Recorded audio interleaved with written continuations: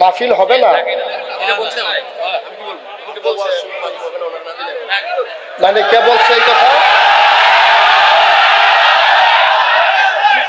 কে বলছে এই কথা যে মাহফিল হবে না? কে বলছে? কে বলছে?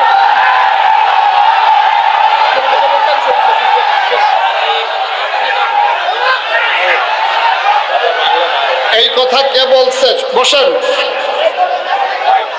বসেন বসেন, আমি দেখতেছি, সবাই বসেন।